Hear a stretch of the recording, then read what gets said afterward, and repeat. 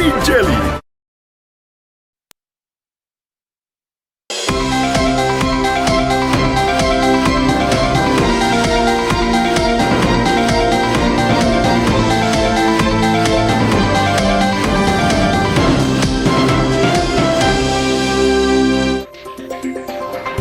Assalamualaikum warahmatullahi wabarakatuh. Selamat siang pemirsa, apa kabar Anda di siang hari ini? Senang sekali hari ini saya Nadila Saleh dan juga rekan saya Rehana Mezia kembali hadir menyapa Anda di program Apa Kabar Indonesia Siang. Tentunya kami akan menghadirkan sejumlah kabar-kabar menarik dan penting untuk Anda. Kita ada kabar apa aja, Re? Nah, ini ada kabar yang menarik karena ada human trafficking, tapi ini modusnya adalah berangkat umroh. Nanti kita akan hadirkan informasinya pemirsa. Tapi sebelum itu kita akan ke informasi yang pertama. Hujan deras disertai angin kencang yang melanda Bogor Kamis sore menyebabkan sejumlah pohon di beberapa ruas jalan dan wilayah tumbang. Di beberapa wilayah pohon tumbang melintang, jalan langsung dievakuasi petugas BPBD dan Damkar Kota Bogor. Dalam rekaman video amatir yang direkam warga di salah satu pusat perbelanjaan di Kota Bogor, Jawa Barat, terjadi hujan disertai angin cukup kencang. Bahkan pada bagian atap mengalami kerusakan akibat tiupan angin yang sangat kencang yang terjadi pada Kamis sore kemarin. Di kawasan Taman Heulang, Tanah Sareal, angin kencang merobohkan pohon-pohon besar hingga menyebabkan kerusakan dan menghambat aktivitas warga. Kejadian serupa juga terjadi di Jalan Dadali dan Jalan Ahmad Yani, di mana sebuah pohon jenis cemara tumbang melintang di jalan, sehingga arus lalu lintas terganggu. Dan pemirsa, hingga Kamis malam, Badan Penanggulangan Bencana Daerah BPBD Kota Bogor masih melakukan pendataan terkait jumlah pohon tumbang serta jumlah rumah yang mengalami kerusakan akibat angin kencang dan hujan deras. Tim gabungan dari BPBD dan Dinas Lingkungan Hidup serta petugas kebersihan terus bekerja mengevakuasi pohon tumbang guna memastikan jalan kembali dapat dilalui dengan aman. Dan pemirsa, masyarakat juga diimbau untuk tetap waspada terhadap potensi cuaca ekstrim yang masih dapat terjadi dalam beberapa hari ke depan.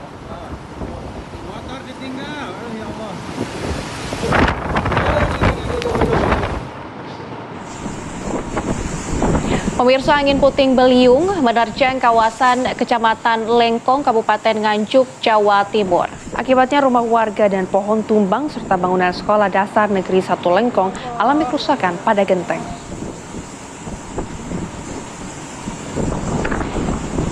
Inilah bencana puting beliung yang terjadi di Nganjuk, Jawa Timur. Akibatnya puluhan siswa sekolah dasar negeri 1 Lengkong, Kecamatan Lengkong, Kabupaten Nganjuk terpaksa diliburkan. Peristiwa angin puting beliung ini terjadi pada Kamis 6 Maret sore hari kemarin. Angin puting beliung yang datang tiba-tiba menyebabkan sejumlah fasilitas sekolah rusak, termasuk genteng atap ruang kelas yang terlepas dan pohon tumbang di belakang sekolah. Selain merusak fasilitas pendidikan, angin puting beliung yang menerjang kawasan Kecamatan Lengkong, Nganjuk, Jawa Timur ini juga merusak fasilitas umum lainnya, seperti papan reklame, pohon tumbang, hingga atap rumah warga.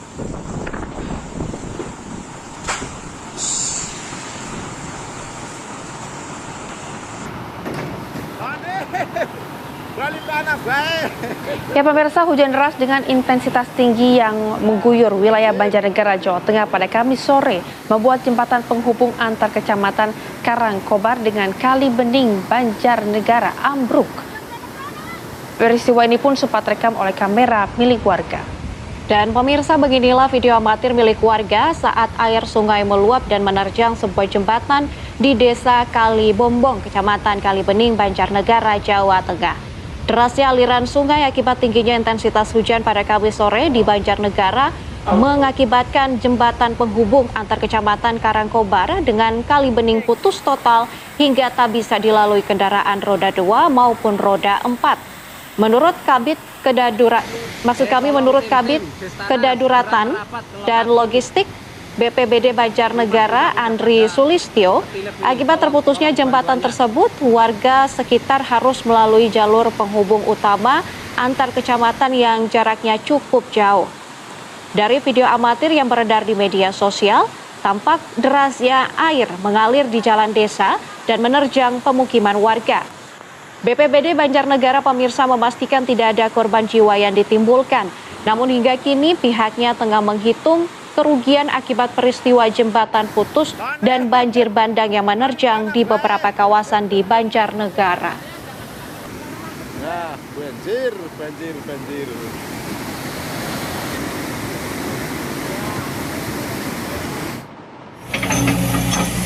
Kabar selanjutnya, pemirsa, hujan deras yang mengguyur Sukabumi sejak Kamis malam mengakibatkan terjadinya banjir dan longsor di sejumlah titik. Salah satu kejadian longsor terjadi di Jalan Nasional menuju Pelabuhan Ratu di Kampung Cijambe, Kecamatan Bantar Gadung, Kabupaten Sukabumi. Bencana longsor mengakibatkan jalan terputus dari semalam hingga sekarang. Dengan tim dari PUPR sebagai pengelola Jalan Nasional bersama BPBD Kabupaten Sukabumi Tengah berupaya menyingkirkan material tanah dengan satu alat berat. Terputusnya akses jalan ini mengakibatkan antrian kendaraan mencapai hampir 3 km dari dua arah. Selain Kampung Cijambe, dampak banjir dan longsor juga terjadi di Linggamanik dan jembatan putus di Simpenan, Kabupaten Sukabumi.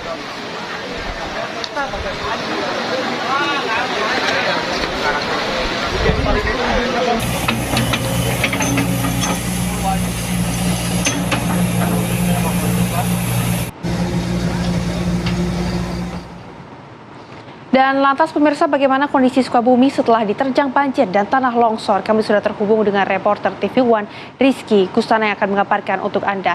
Rizky, bagaimana situasi di sana? Silakan. Ya.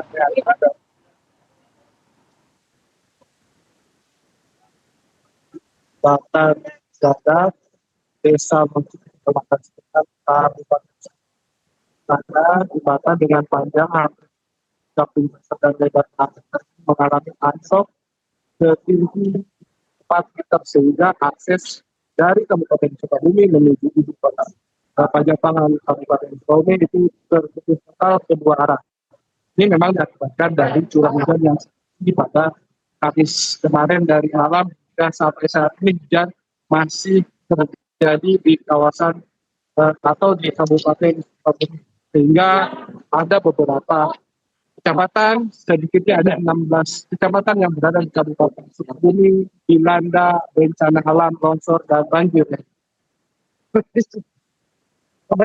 Bisa.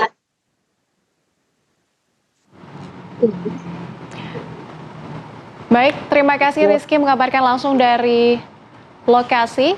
Selamat bertugas kembali. Dan pemirsa, banjir yang merendam Mega Bekasi Hypermall kian surut. Ketinggian air meredam area ground floor hanya sekitar 20 cm. Mesin pompa air juga terus diaktifkan untuk menyedot banjir di mall tersebut.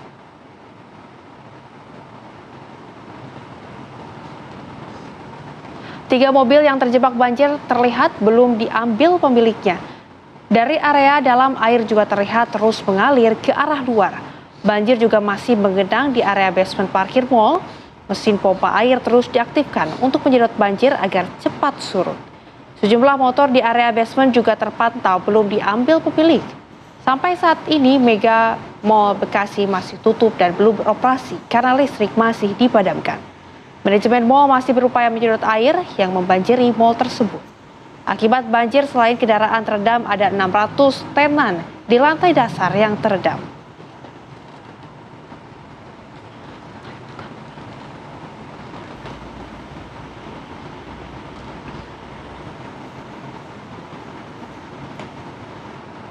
Dan pemirsa, sejauh ini seperti apa penanganan banjir yang terjadi di Mega Mall Bekasi, Jawa Barat? Kami sudah terhubung dengan rekan kami Kurnia Hapsari. Kurnia, di hari keempat banjir yang terjadi di Mega Mall Bekasi ini seperti apa penanganannya? Silakan. Yang Nadila, Rehana, dan juga pemirsa, saat ini, siang hari ini banjir di Mega Bekasi Hypermall sudah berangsur surut, di mana kondisinya ketinggian banjir ini hanya terlihat di area parkir luar mobil saja dan juga area basement. Untuk di lantai GF ataupun tenan-tenan yang kemarin sempat terendam banjir cukup tinggi, siang hari ini sudah surut dan juga para pegawainya ataupun pemilik toko ini sudah mulai melakukan bersih-bersih. Kalau bisa kami gambarkan bahwa saat ini sejumlah pegawai ataupun pegawai dari toko-toko yang berada di lantai 7 ini sudah mulai melakukan bersih-bersih. Mereka melakukan bersih-bersih dan juga mensortir barang-barang yang masih bisa digunakan untuk berjualan. Kondisinya saat ini sedang menggunakan air dari air banjir karena memang listrik belum menyala, hanya ada genset yang digunakan untuk mengaktifkan pompa air saja. Karena upaya untuk pemulihan Mega Bekasi Hypermall ini dari manajemen sendiri yaitu fokus terhadap penyedotan air yang masih merendam khususnya di area parkir dan area parkir ini dan juga area basement. Kemudian jika memang nantinya sudah bersih, sudah surut airnya begitu, maka akan dilakukan bersih-bersih secara menyeluruh. Setelah itu baru pihak manajemen ini akan memeriksa aliran listrik agar dapat diaktifkan kembali karena diupayakan hitungan 7 hari ke depan, 7 hari terhitung dari banjir ini, Mall Mega Bekasi Hypermall ini bisa beroperasi kembali baik di lantai atas GF yaitu lantai upground sampai dengan ke lantai atas. Karena sampai dengan sekarang dampak dari banjir ini kondisi mall masih belum menyala, listriknya masih padam dan juga belum dapat beroperasi. Dan memang untuk kondisi saat ini banyak pegawai ataupun pemilik toko ini yang terus berdatangan untuk melihat langsung seperti apa kondisi toko-tokonya. Terutama yang terimbas banjir ataupun terdampak banjir yaitu toko-toko yang berada di lantai ground floor ini.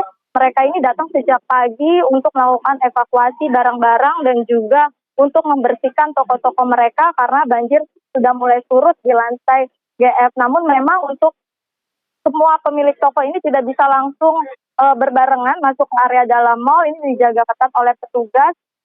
Masuknya ini akses masuknya ini cukup dijaga ketat karena sesuai dengan lantai yang mereka miliki. Untuk lantai GF ini dimulai sejak pagi sampai dengan sore hari, namun untuk lantai UG sampai dengan lantai 1 ini dibatasi dari jam 1 siang sampai jam 2 siang, kemudian lantai 3 dan 4 boleh masuk dari jam 3 sore sampai jam 4 sore saja. Hal ini dilakukan oleh manajemen agar tidak terjadi penumpukan di area mall karena memang kondisinya belum kondusif, di mana lampu ataupun penerangan juga belum menyala. Demikian Rehana dan Nadila. Baik, banjir nampaknya sudah mulai surut. Terima kasih Kurnia atas laporan Anda. Selamat kembali beraktivitas. Kita ke kabar selanjutnya, pemirsa. Ketua DPD Republik Indonesia Sultan B. Najamuddin menyambangi posko penanganan banjir di pendopo kantor pemerintah Kota Bekasi untuk berkoordinasi tentang penanganan sekaligus pemberian bantuan kepada pemerintah Kota Bekasi. Pada keluarga korban, ya. Bertempat di posko tanggap darurat pendopo kantor pemerintah Kota Bekasi, Ketua DPD RI Sultan Najamuddin hadir untuk memberikan bantuan secara simbolis. Sebelum memberikan bantuan, Ketua DPD RI menggelar rapat terbatas didampingi oleh Wakil Wali Kota Bekasi Haris Bobihu bersama jajaran aparatur pemerintah Kota Bekasi. Dalam kesempatan ini, Ketua DPD RI mengatakan bahwa bantuan yang diberikan sebagai upaya cepat tanggap terhadap bencana banjir dan bentuk empati terhadap para korban. Gimana? Ya. Ini memang sengaja datang ke sini atas nama lembaga DPD RI memberikan bantuan ini bentuk empati kepada keluarga korban karena memang sifatnya ini banjir kiriman ya. Nah, itu yang memang upaya mitigasi ke depan yang paling penting. Karena berpotensi setiap saat datang lagi. Nah, tentu para ahli-ahli akan membuat langkah-langkah seperti itu. Ketua DPD RI mengingatkan pentingnya sistem mitigasi dan mengapresiasi respon cepat berbagai pihak dalam memberikan bantuan baik dari pemerintah pusat, Pemprov DKI, dan pihak lainnya. Dari Bekasi, Jawa Barat, Mahsanuddin Kurniawan, TV One mengabarkan. Ya pemirsa, sepekan sudah Desa Karangligar, RT 4 RW 1 Kecamatan Teluk Jambe Barat, Karawang, Jawa Barat terendam banjir.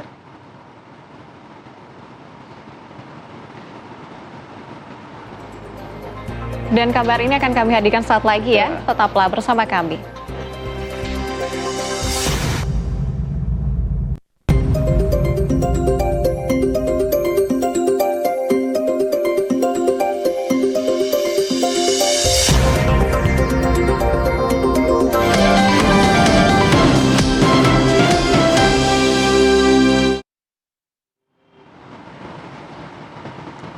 Anda kembali menyaksikan Apa Kabar Indonesia Siang. Pemirsa, sepekan sudah Desa Karangligar, RT 04 RW 01 Kecamatan Teluk Jambe Barat, Karawang, Jawa Barat terendam banjir. Banjir terjadi akibat curah hujan tinggi membuat sungai Cibeet dan Citarum meluap. Ketinggian air mencapai 50 cm hingga 1,5 cm. Banjir terjadi sejak sepekan lalu mengakibatkan aktivitas warga terganggu. Padamnya arus listrik dan sejumlah akses jalan terendam banjir menjadi kendala warga untuk beraktivitas normal. Sebagian warga pemirsa memilih tetap tinggal di rumah mereka untuk membersihkan perabotan rumah tangga yang terkena banjir. Warga mengharapkan bantuan seperti air mineral, makanan, selimut, hingga pakaian bersih.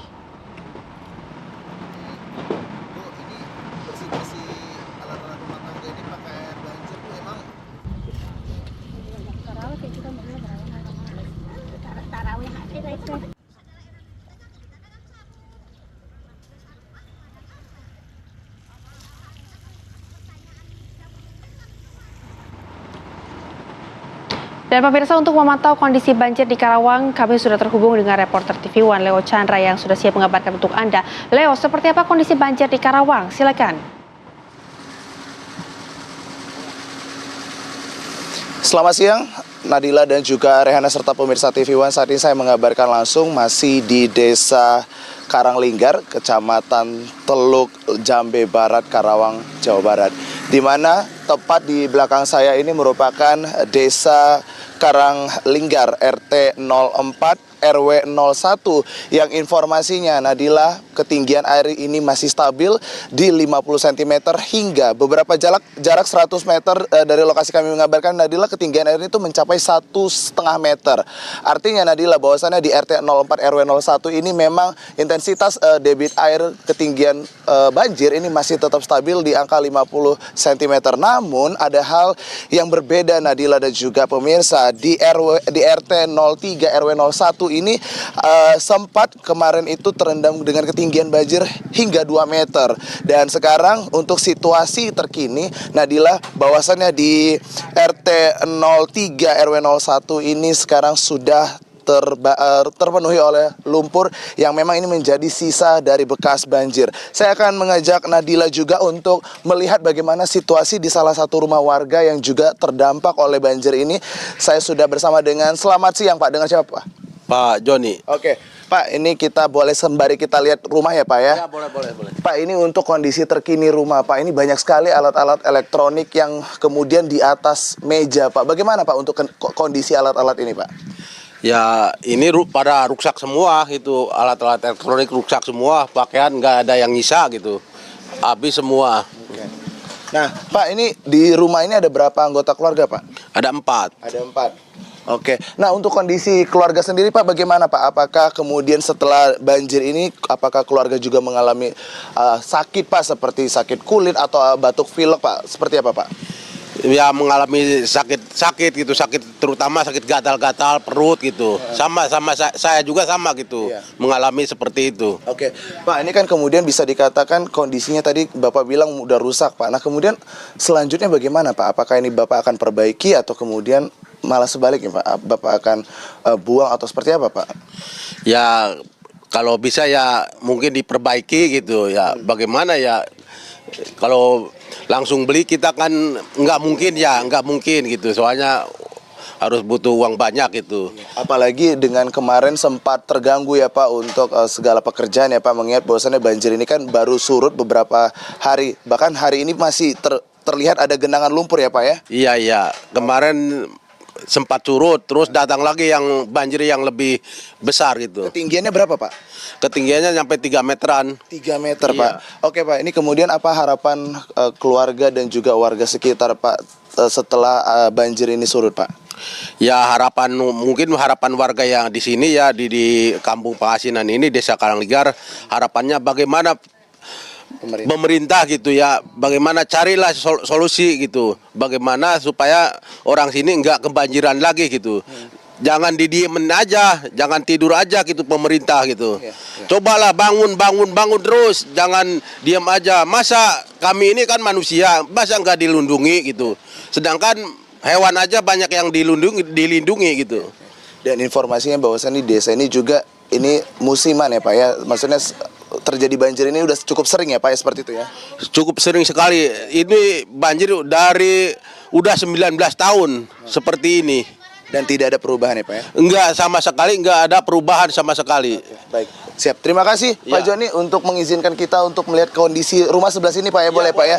Dan Nadila, Rehana serta pemirsa, beginilah untuk kondisi bagaimana juga keluarga juga melakukan bersih-bersih sebelumnya dengan menggunakan air bekas banjir, Rehana dan juga pemirsa, sehingga memang ini juga mengakibatkan penyakit kulit seperti gatal-gatal, kemudian batuk, flu, dan salah satu anggota keluarga juga ini kemudian mengeluhkan bahwasannya membutuhkan air bersih, kemudian air minum dan juga makanan instan, serta memang seperti bantuan-bantuan lain yang memang pada saat menjelang bulan puasa Ramadan ini juga warga di sini juga tetap menjalankan ibadah puasa, sehingga memang ini menjadi sebuah kesulitan ataupun tantangan bagi masyarakat sekitar desa sini untuk juga terus membersihkan rumah mereka dari sisa lumpur yang terbawa oleh banjir. Begitu Nadila dan juga Rehana, laporan kami, kembali ke Anda di studio.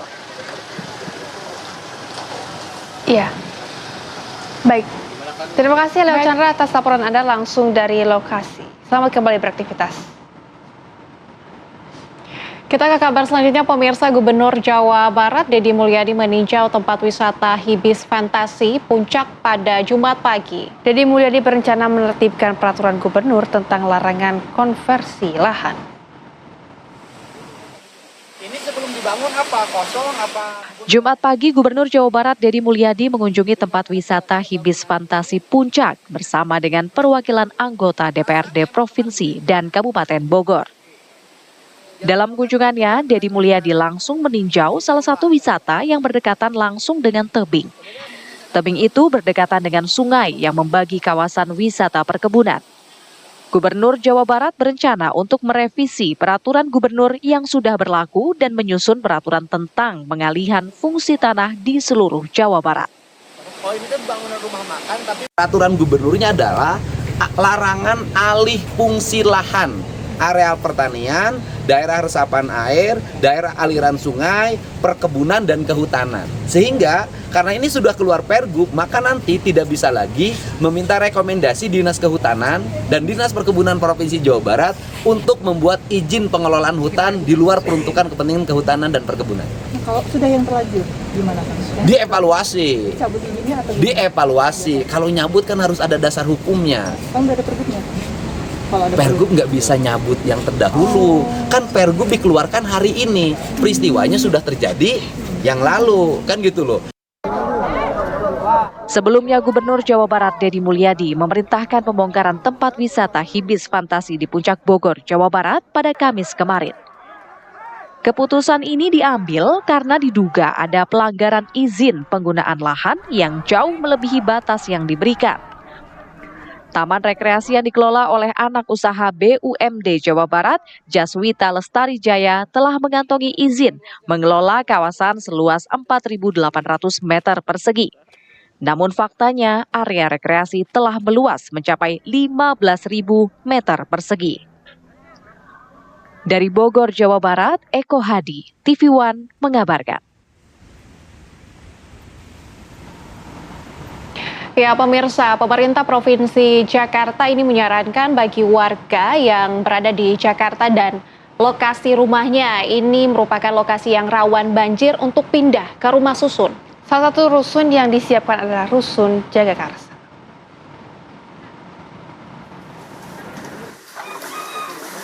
Hujan deras beberapa hari lalu membuat sejumlah wilayah Jakarta terendam banjir. Pemerintah Provinsi Jakarta menyarankan bagi warga Jakarta yang berada di lokasi rawan banjir untuk pindah ke rumah susun. Salah satu rumah susun yang diajukan oleh pemerintah Jakarta untuk korban banjir yaitu rumah susun Green Jagakarsa yang baru selesai dibangun sejak November 2023 lalu. Menurut warga setempat, Rusun Jagakarsa memang untuk para korban banjir atau relokasi warga penggusuran. Jadi kalau untuk warga sini cuma ada berapa persen kok? Dapat 20% kuotanya. Kuotanya cuma untuk 20%? Iya, yang lainnya buat itu korban banjir, terus korban penggusuran. Dari Pemprov sendiri emang udah disediakan kayak gitu Pak ya? Iya, tapi itu kan baru katanya. Saya juga masih takut ngasih tahu ya maksudnya. Ya, belum ada info lebih lanjut lah ya. Hingga saat ini belum ada warga yang datang ke Rusun Green Jagakarsa karena masih dalam tahap perbaikan dan belum adanya serah terima ke Pemprov Jakarta. Dari Jakarta, Bima Sakti, TV One mengabarkan.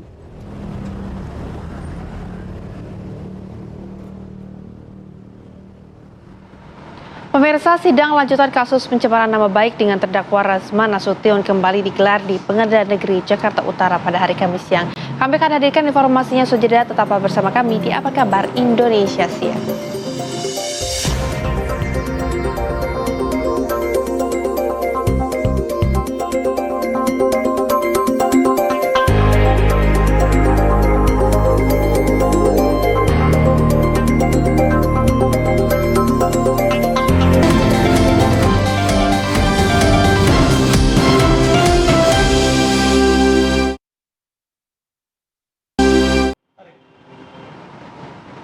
Terima kasih Anda masih bersama kami di Apa Kabar Indonesia Siang. Kami hadirkan informasi selanjutnya di mana puluhan warga Kampung Bayam ini menggelar aksi duduk di pintu masuk Jakarta International Stadium Tanjung Priok, Jakarta Utara.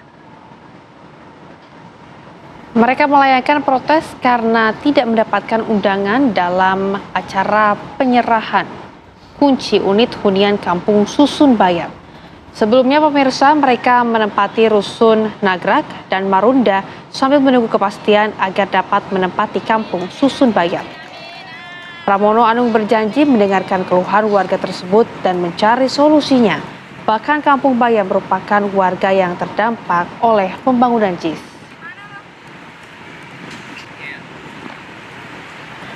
Wakil Ketua DPR untuk bantu ya, kalau segera diselesaikan karena saya ingin yang begini. Dulu orang semua nggak yakin bahwa Kampung Bayam selesai, benar nggak? Tadi saya udah tunjuk Pak Aban, kemudian Dirut Jakpro, Pak Iwan ya, sama nanti akan dimonitor oleh Pak Wakil Ketua DPR. Ini udah jelas ya. Nah, itu berapa orang? Berapa orang yang belum? Kalau yang di PWKB ada 60. Pokoknya semua ada dalam SK Pak. Jadi nggak ada penambahan apa-apa. Pokoknya yang ada dalam SK kita selesai.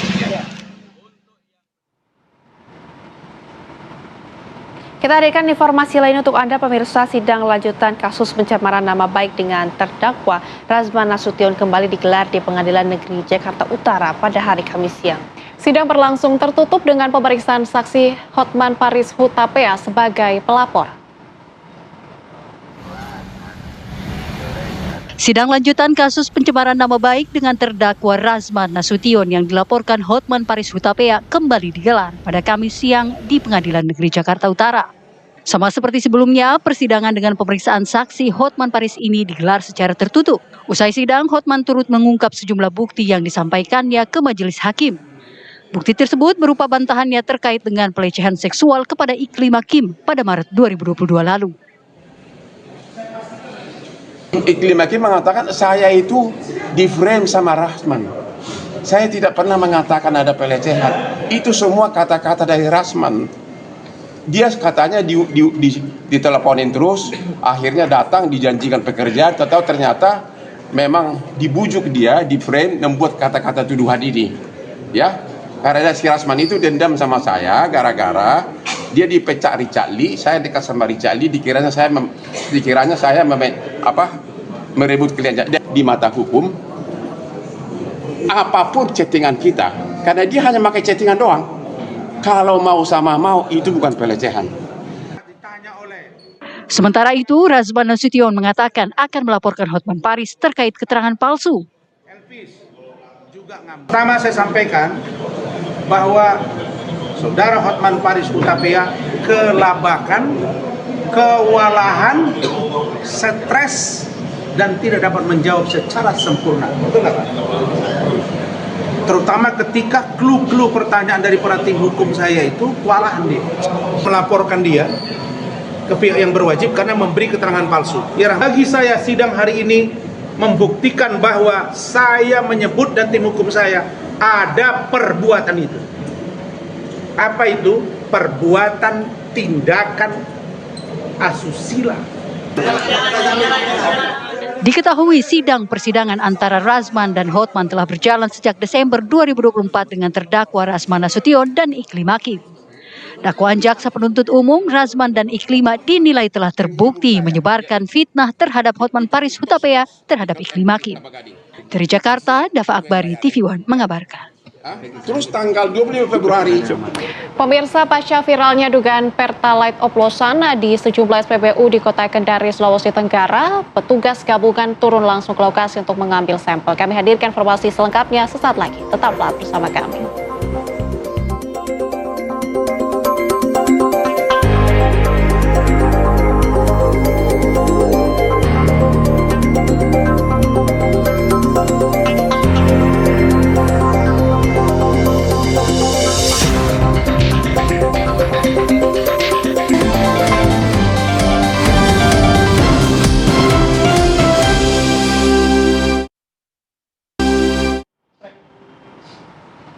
Masih bersama kami pemirsa di Apa Kabar Indonesia Siang. Kita hadirkan informasi lainnya untuk Anda. 3 pekan menuju Lebaran, Polres Bojonegoro, Jawa Timur menggelar inspeksi mendadak ke sejumlah stasiun pengisian bahan bakar umum SPBU. Inspeksi ini pemirsa adalah untuk mengecek kualitas serta stok dari BBM. Sidak oleh Polres Bojonegoro ke sejumlah SPBU di wilayah hukum mereka dilakukan dengan menguji kualitas BBM menggunakan alat pengukuran densitas dan berat jenis milik UPT Metrologi Kabupaten Bojonegoro. Salah satu SPBU yang disidak adalah SPBU di Jalan Veteran. Semua jenis BBM Pertamina di sini dicek, yaitu Pertalite, Pertamax, Pertamina Dex, dan Biosolar. Pada sidak kali ini, cek fisik pada Pertamax yang berwarna biru dan Pertalite berwarna hijau sesuai dengan Research Octane Number atau RON masing-masing jenis. Begitupun dengan Biosolar dan Pertamina Dex yang sesuai dengan nilai oktan atau Cetane Number masing-masing. Bukan, ini Pak. Yang kita lakukan ada 2, yaitu adalah uji terhadap volume, quantity, yang kedua adalah uji terhadap kualitas. Terus temuannya seperti apa? Untuk temuannya baik dari quantity maupun kualitas ini sangat baik, sangat wajar. Tadi sudah dilakukan uji density dari petugas SPBU pengurusnya dan juga dilakukan uji quantity dari BPT Meteorologi. Berarti sudah memenuhi standar yang diaturkan? Ya, untuk sidak ini sudah memenuhi standar yang ada pada ketentuannya. Sidak ini akan terus digelar hingga Lebaran nanti. Sidak sudah dimulai sejak Rabu lalu. Dari Bojonegoro, Jawa Timur, Dewi Rina Handayani, TV One mengabarkan. Ya pemirsa, kabar selanjutnya ini masih dengan kabar yang sama dari Bojonegoro, di mana pasca viralnya dugaan Pertalite oplosan di sejumlah SPBU di Kota Kendari, Sulawesi Tenggara, petugas gabungan turun langsung ke lokasi untuk mengambil sampel. Hal itu sebagai tindak lanjut atas aduan para driver ojek online yang mengalami motor mogok usai mengisi BBM.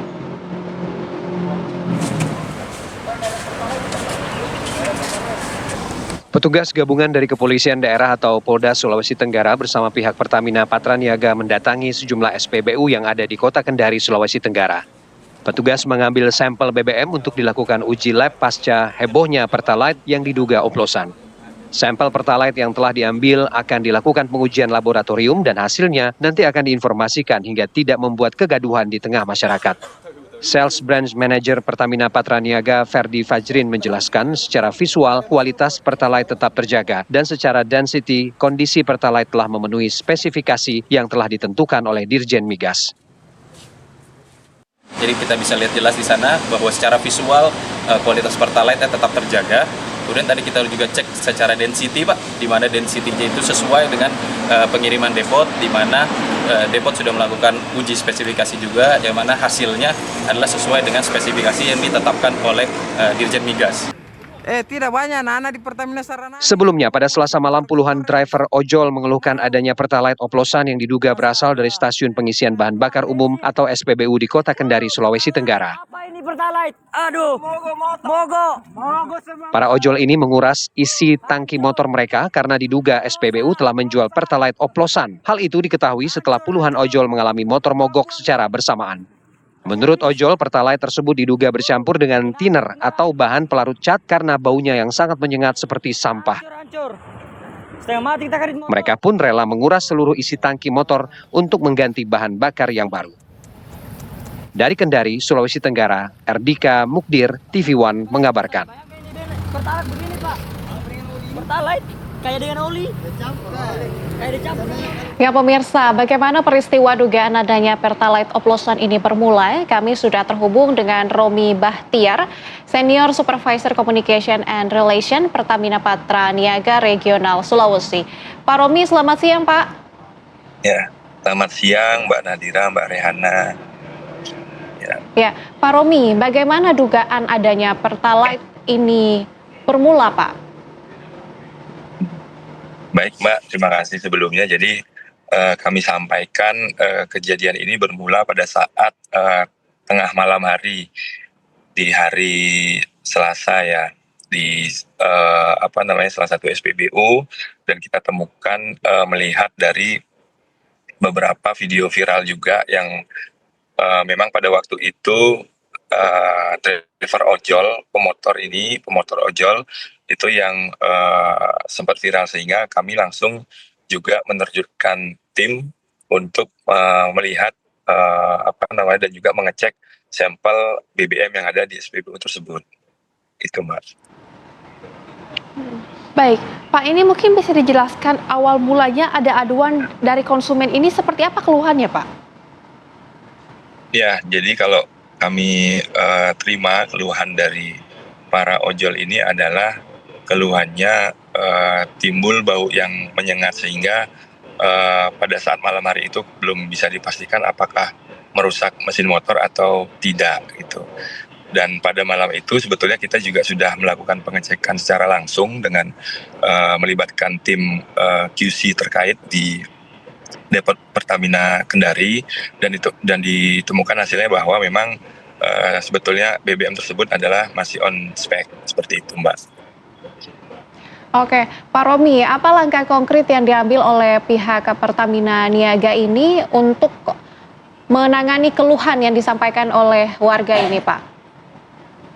Ya, jadi kami juga sudah bersama dengan stakeholder terkait ya, dengan SDM Provinsi Sulawesi Tenggara, kemudian dengan Polda Sulawesi Tenggara.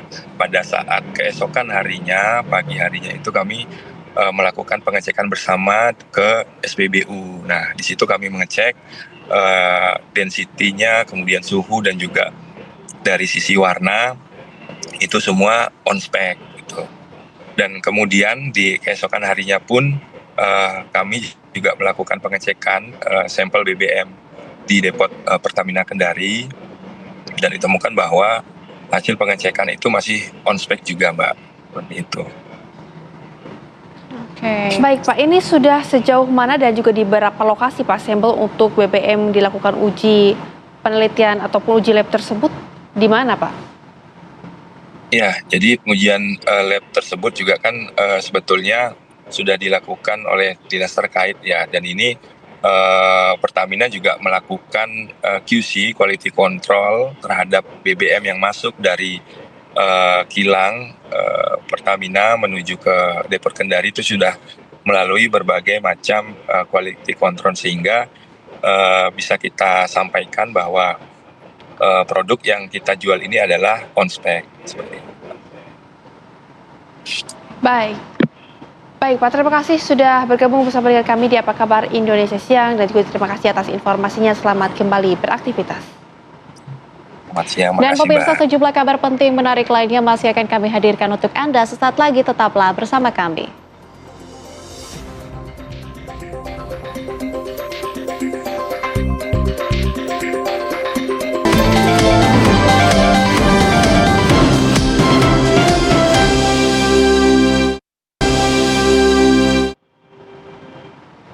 Masih bersama kami pemirsa di Apa Kabar Indonesia Siang. Kita beralih ke informasi lainnya. Salah satu masjid di Kabupaten Maros, Sulawesi Selatan mendadak viral di media sosial setelah sejumlah jemaah masjid mendapatkan berbagai hadiah door prize usai sholat tarawih. Dan pemirsa, hadiah kupon undian ini berupa barang elektronik hingga umroh gratis ke Tanah Suci Mekah. Sebuah rekaman video amatir yang viral di media sosial memperlihatkan sejumlah jemaah masjid mendapatkan hadiah menarik dari kupon undian yang dibagikan oleh pengurus masjid usai melaksanakan sholat tarawih sejak Sabtu 1 Maret lalu atau 1 Ramadan 1446 Hijriah. Di Masjid Hana Samsiah yang terletak di Desa Marumpa, Kecamatan Marusu, Kabupaten Maros, Sulawesi Selatan ini, di 3 malam awal tarawih, panitia masjid membagikan berbagai hadiah seperti televisi, mesin cuci, dan rice cooker atau penanak nasi.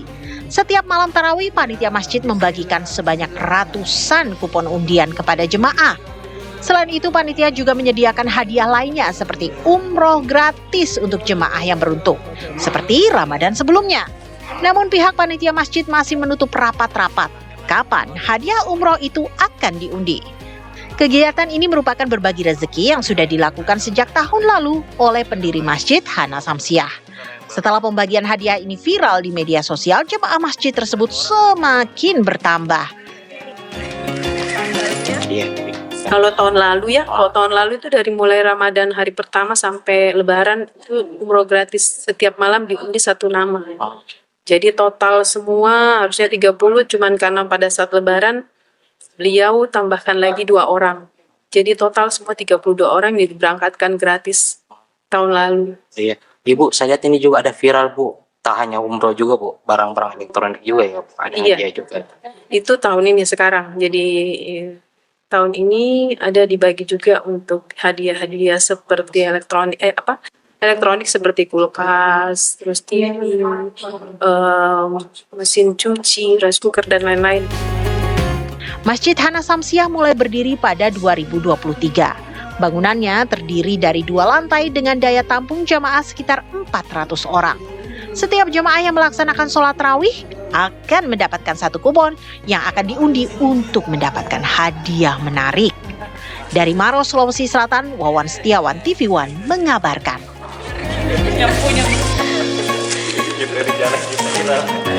Pemirsa, kami hadirkan kabar selanjutnya tentang kasus perdagangan orang di mana Polres Kota Bandara Soekarno-Hatta mengungkap tindak pidana perdagangan orang atau TPPO dengan modus umroh. Korban yang dijanjikan bekerja jadi asisten rumah tangga disisipkan di antara jemaah umroh.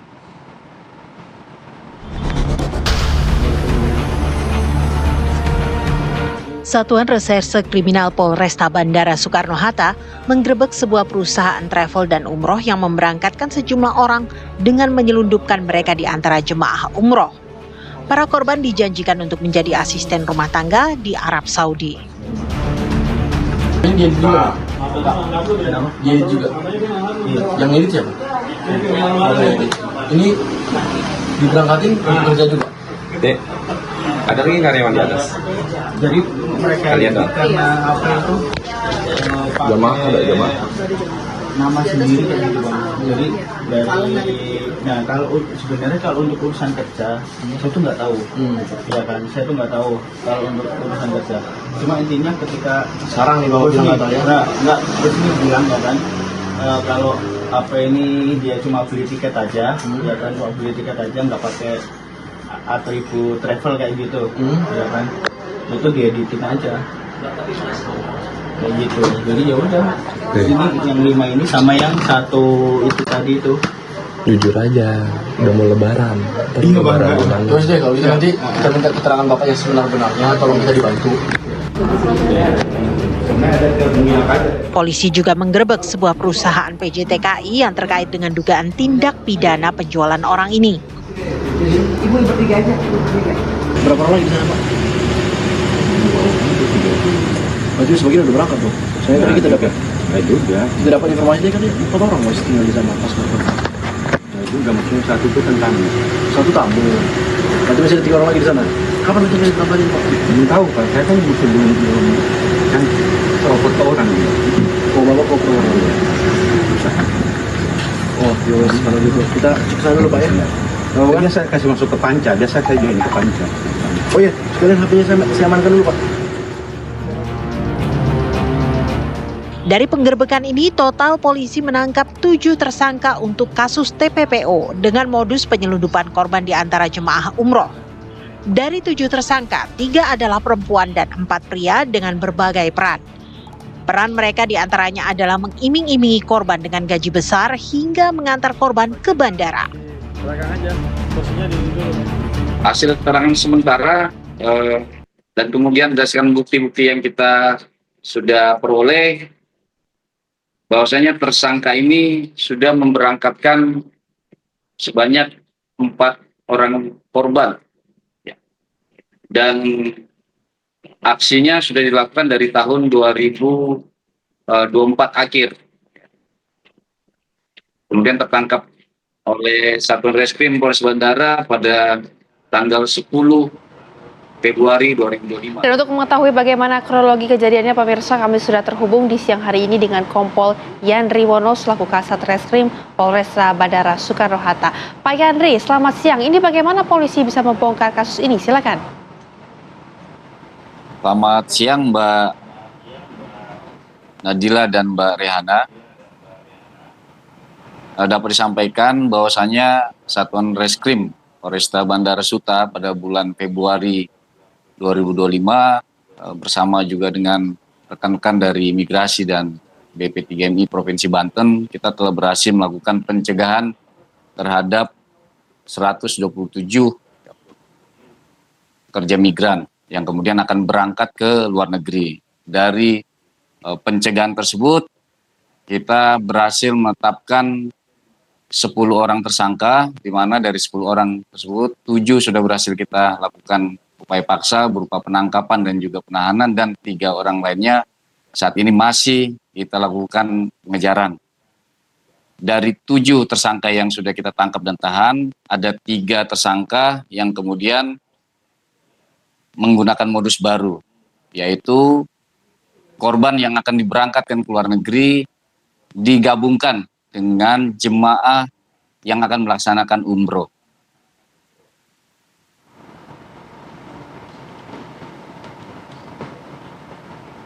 Oke, Pak Yandri, bagaimana bisa Pak pelaku ini menselundupkan orang-orang ke dalam rombongan umroh ini, Pak?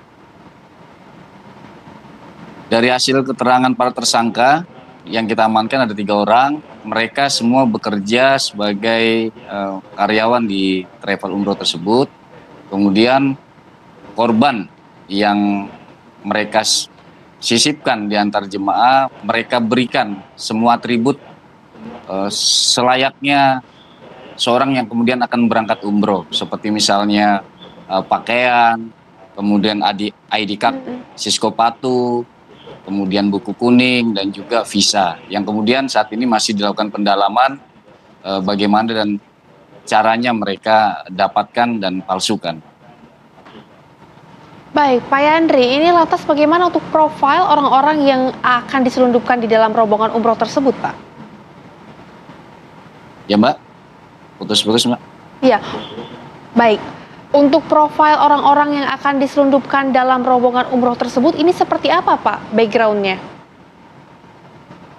Ya, dari hasil pemeriksaan, 4 korban yang sudah mereka berangkatkan dengan menggunakan modus ini rata-rata semuanya wanita dan umurnya sudah separuh baya, karena memang di negara tujuan sana mereka semua akan dipekerjakan sebagai asisten rumah tangga.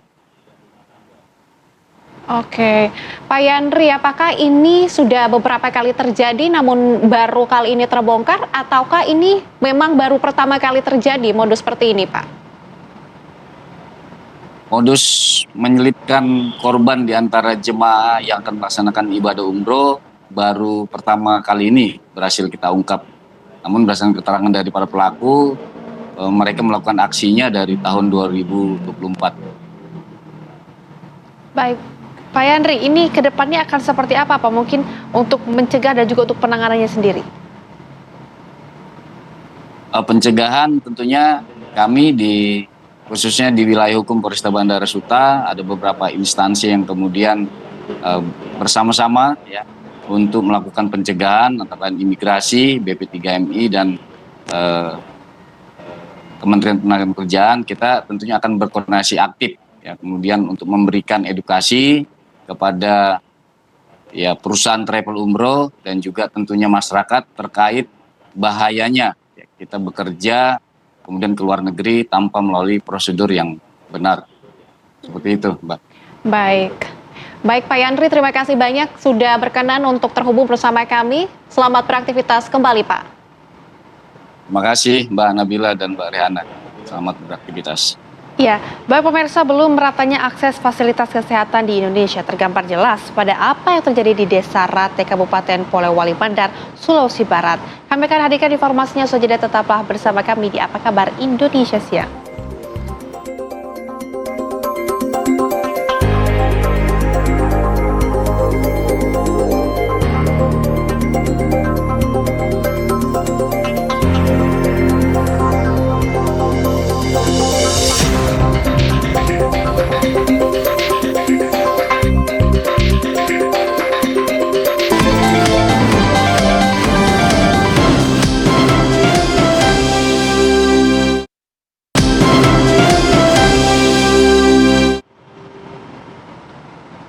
Terima kasih Anda masih bersama kami di Apa Kabar Indonesia Siang. Pemirsa, seorang remaja di Kelurahan Cirendang, Kabupaten Kuningan, Jawa Barat, Kamis dini hari ditemukan tewas di tempat pemakaman umum setempat.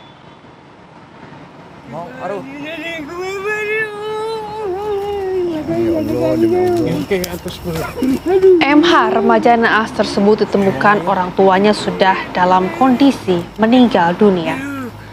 Sebelumnya korban dicari keluarga setelah tidak pulang untuk sahur. Saat ditemukan, kondisi tubuh korban penuh luka lebam. Diduga korban sebelumnya terlibat perang sarung. Petugas kepolisian dari Satreskrim Polres Kuningan yang mendapatkan laporan sempat mengalami kendala karena keluarga menolak jasad korban untuk diotopsi. Namun untuk mengungkapkan penyebab kematian dan identitas pelaku, keluarga akhirnya mengizinkan petugas membongkar kembali makam dan melakukan otopsi. Tidak hanya itu, sedikitnya 14 remaja dibawa ke Polres Kuningan untuk dimintai keterangan.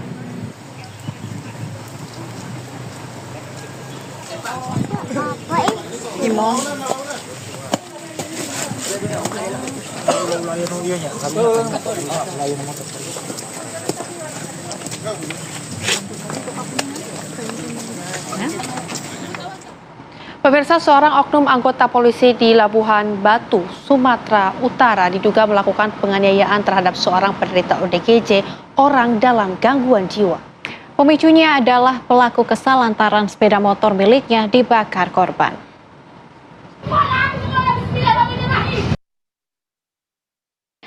Dengan penuh amarah, kaki kiri Bribka Aldian Janurambe, personil Satlantas Polres Labuhan Batu mendarat di wajah seorang perempuan yang diduga orang dalam gangguan jiwa ODGJ. Ia melampiaskan kekesalannya kepada korban usai sepeda motornya yang terparkir di samping pos lantas Simpang 6 Kota Rantau Prapat dibakar. Saat itu perempuan penderita ODGJ yang tengah membawa BBM dalam botol dan korek api mendekati barisan motor yang terparkir. Tanpa alasan jelas, ia langsung menyiram BBM dan membakar sepeda motor Bribka Aldian dan kabur sebelum berhasil ditangkap. Bribka Aldian Janurambe mengaku kesal dan menyesal atas peristiwa kekerasan yang ia lakukan. Jangan Pak, jangan ada kekerasan Pak. Atas nama pribadi saya mohon maaf sebesar-besarnya kepada masyarakat Labuhan Batu atas kesalahan saya. Itu semua tidak saya perbuat dengan sengaja, hanya sekedar refleks karena saya panik. Karena kendaraan saya tiba-tiba dibakar yang dinamakan mereka itu oknum ODGJ.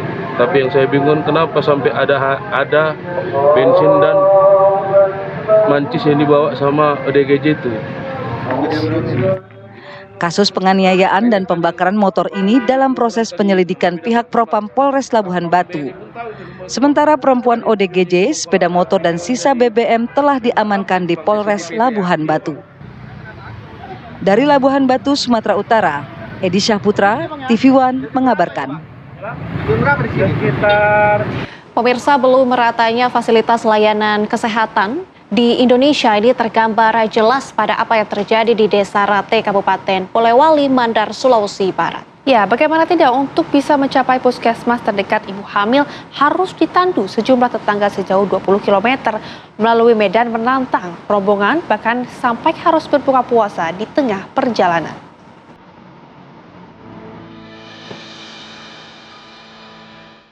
Meski tengah berpuasa, sejumlah warga desa ikhlas bergantian menggotong pandu seorang ibu hamil yang akan melahirkan.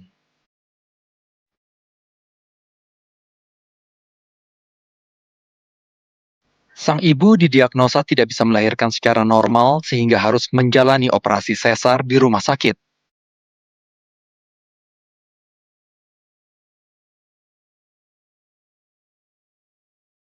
Mobil ambulans tidak bisa menjemput pasien karena Desa Rate belum memiliki akses jalan kendaraan yang mumpuni.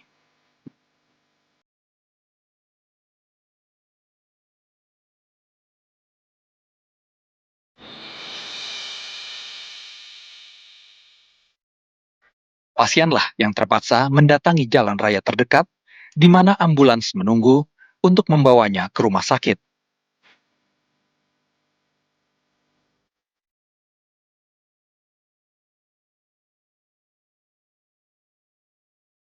Dan jarak Desa Rate dengan lokasi ambulans menunggu sekitar 20 km.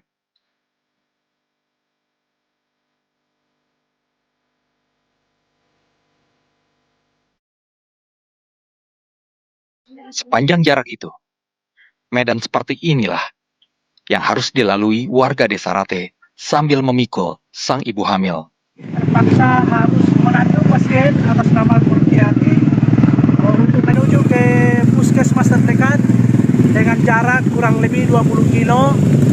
Jadi sekali lagi melalui kesempatan ini kepada seluruh pemangku kebijakan, kami atas nama pemerintah bersama warga masyarakat Desa Rate mengharapkan kiranya ada perhatian khusus dengan kondisi jalan yang sangat memperhatikan di Desa Rate saat ini.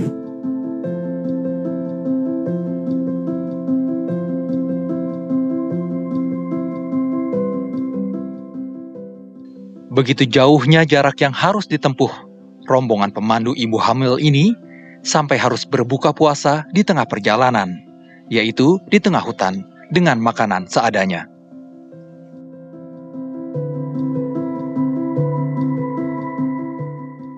Seakan belum cukup berat medan yang ditempuh sang ibu hamil, perjalanan ini masih harus berlanjut dengan perahu rakit. Total 8 jam kurun waktu yang harus ditempuh rombongan ini untuk bisa sampai ke lokasi ambulans yang berada di desa tetangga.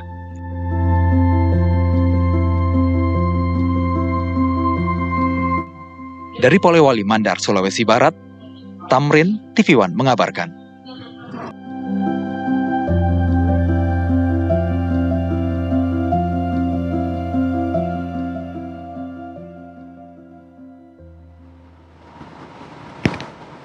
Kita hadirkan informasi lainnya, pemirsa, dari Sumatera Selatan. Ini tepatnya di Kota Pagar Alam, di mana menanam pohon kurma hingga bisa berbuah lebat.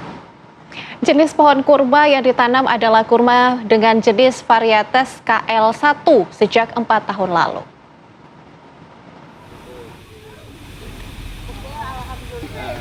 Seorang pemuda di Dusun Koramil Lama, Kelurahan Beringin Jaya, Kota Pagar Alam, Sumatera Selatan, mendapatkan berkah di bulan Ramadan lantaran berhasil menanam pohon kurma hingga berbuah lebat. Menurut Miko Eka Sandi, pemilik pohon kurma, dirinya melihat ada potensi menanam pohon kurma untuk peluang usaha atau peluang bisnis. Tidak disangka dengan kesabaran dan ketekunannya merawat pohon kurma membuahkan hasil. Jenis pohon kurma yang ditanam adalah kurma dengan jenis varietas KL1 sejak 4 tahun lalu.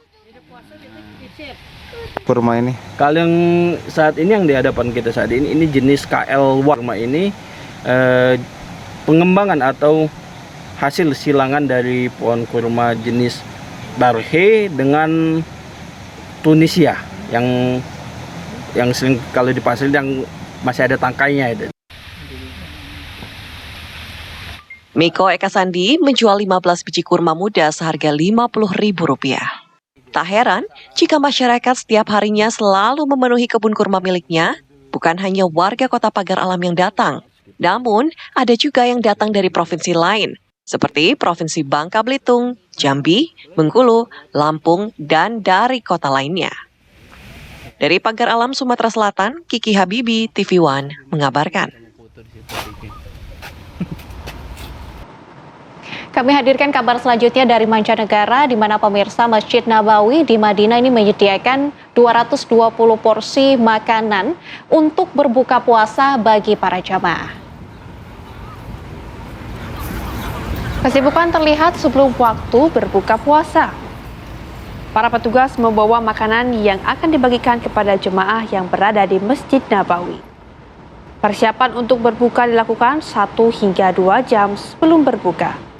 Hidangan untuk berbuka disiapkan dalam 1 kantung plastik yang berisi roti gandum, air mineral, kurma, manisan buatin, serta laban atau susu fermentasi khas Timur Tengah. Masjid Nabawi di Madinah menjadi salah satu tempat istimewa untuk berbuka puasa.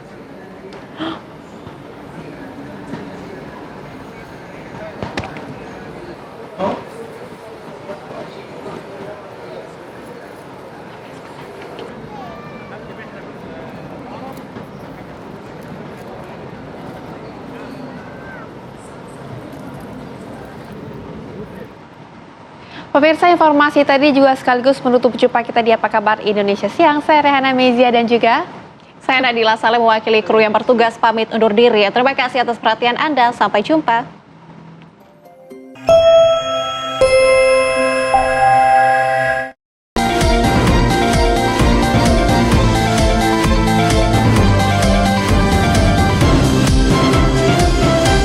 Didukung oleh Inako Mini Jelly.